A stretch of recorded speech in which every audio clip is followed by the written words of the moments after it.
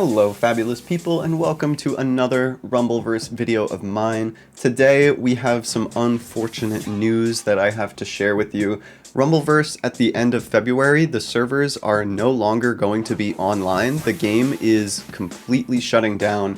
Anybody who spent money on microtransactions, they are getting the opportunity to get all that money back, which, hey, that's good for me, but overall, not good for Iron Galaxy. I have a lot of thoughts that I have been thinking, so I'm just gonna kind of ramble, almost as if I'm live streaming here. I don't really have a script. I'm just kind of looking at my oldest days of the gameplay, like from the very early days, which, by the way, if you want to see some early Rumbleverse gameplay from like the network test days, I do have a playlist of all the videos I've ever made. Some of them are unlisted. There should be like 6 or 7 videos there, but if anybody from Iron Galaxy is watching this and wants to get nostalgic for the old times, yeah, definitely feel free to watch those, or anybody, obviously. But I know the homies at Iron Galaxy, they do watch their YouTuber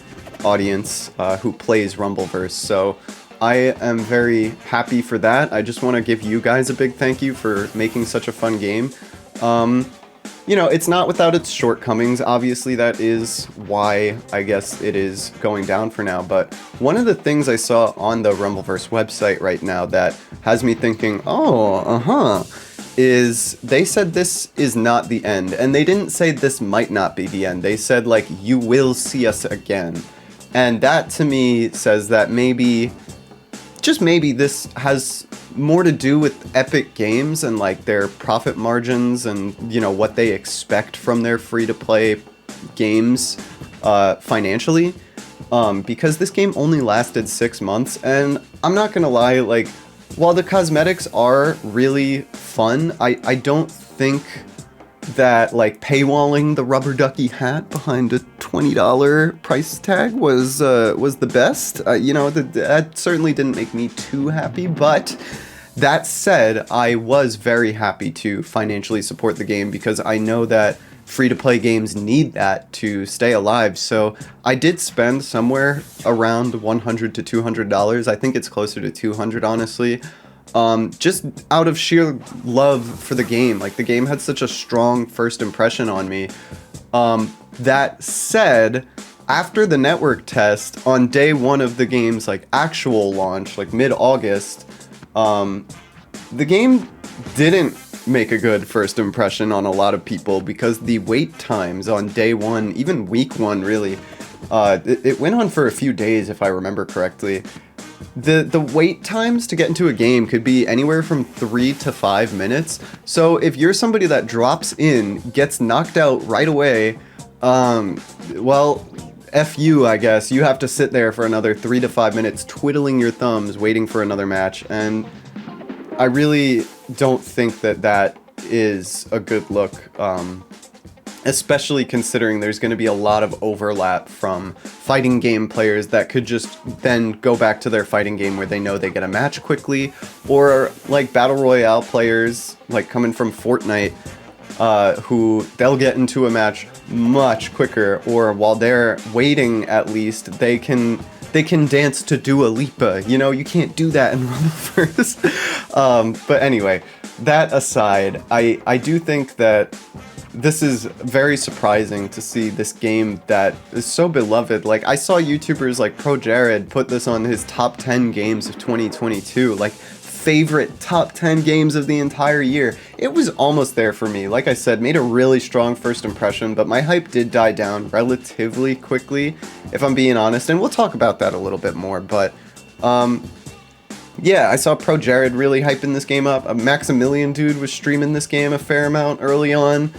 There were some other big streamers that really liked this game, but as time went on, the hype just kind of died down, and it does come as a shame because even I think a month or 2 in, they added some really cool stuff. Like, you were able to swing around on a keyblade type weapon that was also like a baseball bat. Like, they had a lot of really cool ideas, and probably even more ideas that were on the horizon that we didn't even get to see. I think this game if we do see it again, one thing it can do better is more collabs, and maybe cheaper cosmetics. If they need to build more revenue, I think they should do more of those like $4 deals where you maybe get some Brawler bills with it, maybe make the battle pass cheaper. I don't know. I think when you charge less, you actually make more. But I think some of those cosmetics were just so gosh darn expensive, and they have to make a revenue. Again, I'm not like a game dev, so I don't really know all the ins and outs of like what goes on behind the scenes. My real prediction is that Epic Games had a number they wanted, and Iron Galaxy Rumbleverse team couldn't get those profits to what the publisher wanted, so they just kind of have to shut the game down. But this isn't the only game that's shutting down right now. There are some mobile games like Call of Duty Mobile, PUBG Mobile. They're also shutting down now. So maybe this is something even bigger than just that. I really don't know. If anybody has any insight on that, feel free to let me know. But I'm gonna talk about now like why I stopped playing and why it went from being like almost my favorite game of 2022 to not even on my top 10 list, really. The network test was awesome. Like, the gameplay I'm showing right now from the earliest days, I was having so much fun. It was so much fun, it almost felt like drugs. Like, don't do drugs, kids, but I will admit, I am a bit of a stoner. I do love my weed. And this was so much fun that I didn't even need to smoke weed to have more fun, if that makes sense. Maybe it doesn't, whatever. Basically, lots of fun early on. The hype very quickly died down for me just because of those queue times. I actually installed Fortnite after one too many waiting room lobbies got on my nerves. I decided, you know what? I'm gonna close out of this. Hopefully they fix this by tomorrow.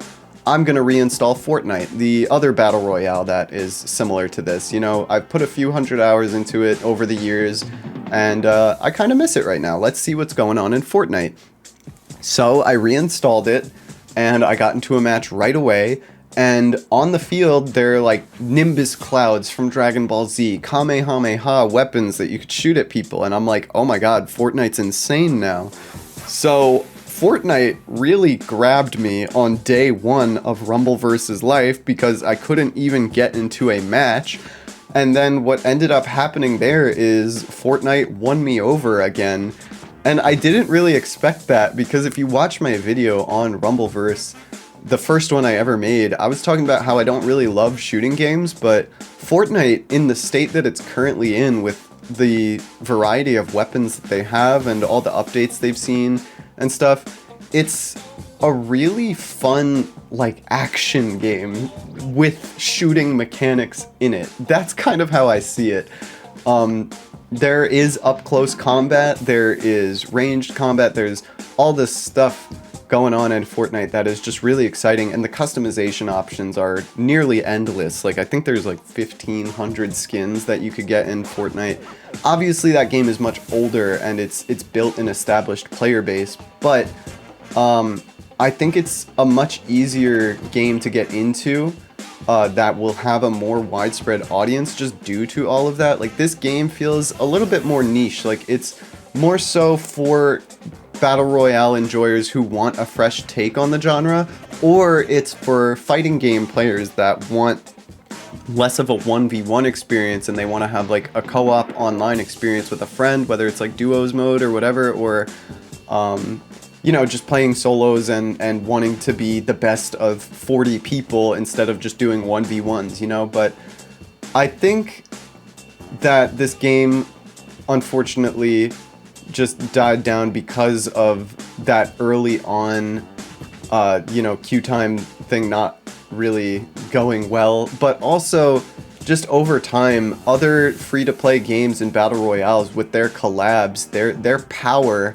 to grab the audience and lure them in is just a little bit stronger than a goofy game with OC cartoon characters, and that's nothing against Rumbleverse. I think it's just the reality of what the situation is. So if the team at Iron Galaxy can find another company to publish this game, like maybe we see it on Steam one day, or maybe even crazier, we see it as like some sort of console exclusive, or if they ever like charge X amount of money for it, you know, we'll just have to wait and see. But yeah, that's my ramble. That's my video. I hope you enjoyed, and let's just see what happens in the future. Thanks for watching. Stay fabulous.